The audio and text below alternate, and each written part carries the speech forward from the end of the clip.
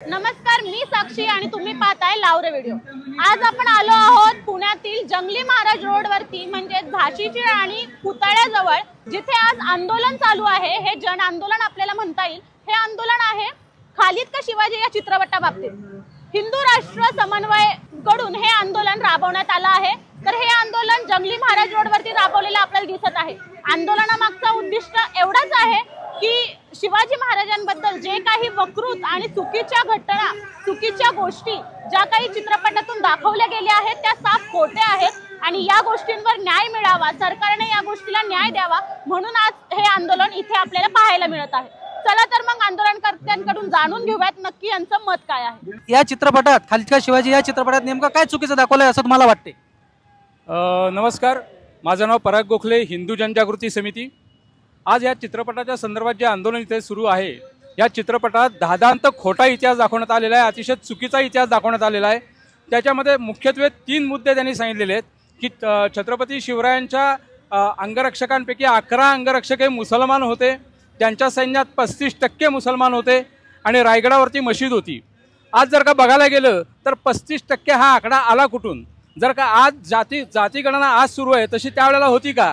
म्हणजे उगीच काहीतरी आपलं वडाचं काहीतरी चुकीचं सांगायचं, खोटं पसरवायचं, हा एक कलमी कार्यक्रम या चित्रपटाच्या माध्यमातून होत आहे। याच ठिकाणी अजून एक मुद्दा सांगावासारखा वाटतो की जर का टीझरमध्ये एवढ्या चुका आहेत तर संबंध पिक्चरमध्ये किती चुका असतील याचा विचार केलेला बरा। याच जोडीला तिथे असं सांगितलं जातं की अफजल खान त्याची एक गलती झालेली आहे आणि त्यामुळे शिवाजी महाराजांनी शिक्षा केली। प्रत्यक्षात बघायला गेलं तर अफजल खानाने अनेक मंदिरं तोडली, त्याच्यानंतर अनेक हिंदूंची हत्या केलेली आहे, त्यांनी एका हिंदू राजाला मारलेलं देखील आहे आणि प्रत्यक्ष छत्रपती शिवाजी महाराजांना तो मारायला आलेला होता आणि तरी सुद्धा या चित्रपटात दाखवत आहेत की एक गलती की होगी उसने। हे अतिशय खोटं आणि काय त्याला म्हणतात की चुकीच्या पद्धतीने ज्या पद्धतीने चित्रण केलेलं आहे त्याचा आम्ही निषेध करतो। हा चित्रपट प्रदर्शित होऊ नये, त्याच्यावर बॅन लागावा अशी मागणी या आंदोलनाच्या निमित्ताने आम्ही करत आहोत। अच्छा, आणि मला एक काका तुम्हाला असं विचारायचं आहे, हा जो चित्रपट दिग्दर्शित झाला आहे पण या चित्रपटातल्या चुका आपल्याला दिसत आहेत, मात्र ह्या ज्या चुका आहेत आणि खालीद का शिवाजी या नावातच पूर्ण अवमान दिसत आहे, हे त्यांच्या लक्षात आलं नसेल का? यांनी जाणीवपूर्वक मी म्हणेन जाणीवपूर्वक त्यांनी असा खोटा इतिहास पसरवलेला आहे।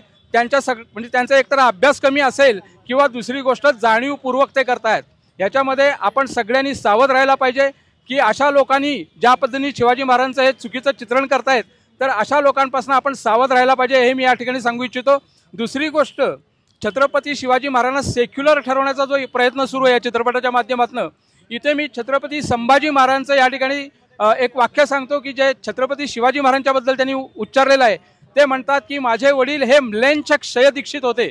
म्हणजे प्रत्यक्ष छत्रपती संभाजी महाराज जिथे शिवाजी महाराजांचं वर्णन असं करतायत तर तिथे हे कोण येतात असा चुकीचा इतिहास सांगणारे। आणि त्यामुळे माझी समस्त हिंदू बांधवांना असं आव्हान आहे की या चित्रपटावरती बहिष्कार घाला, हा चित्रपट प्रदर्शित होऊ नये म्हणून सर्व बाजूनी प्रयत्न करा अशी मी या ठिकाणी आव्हान करतो। मी आता एक शेवटचा प्रश्न तुम्हाला विचारतो काका, जर समजा हे आपण एवढं मोठं आंदोलन केलं आहे, त्यांच्याकडे मागण्या पाठवत आहे, हे देऊनही जर ते समजा आपण आंदोलन देऊ म्हणजे पुकारूनही जर त्यांनी मागण्या जे आपल्या पूर्ण केल्या नाहीत तर तुम्ही पुढे कोणतं आंदोलन कराल?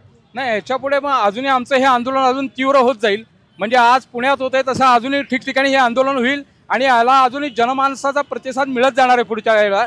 तर या दृष्टीने आम्ही पुढचं आंदोलन अजून जास्ती करूयात। या आंदोलनातून तुम्ही महाराष्ट्राला काय संदेश देणार?